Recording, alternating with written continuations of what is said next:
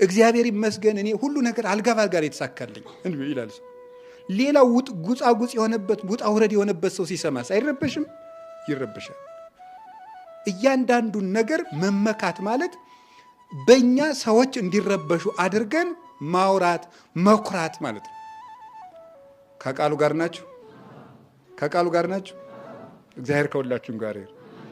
እኔ ሰው የሚወደኝ ሰው ነኝ ማለት ትምክህት ነው። ይሄ ሁሉ ሰው ሁሉ ይወደኛል፣ እግዚአብሔር ይመስገን። ይቺ እግዚአብሔር ይመስገን ሁለት አይነት ናት። ጠየም ያለች ናት አንደኛይቱ፣ ጠይም ትትና ይላሉ ሊቃውንቱ።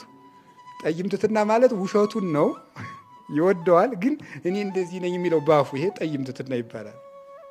መካከለኛ ማለት ነው።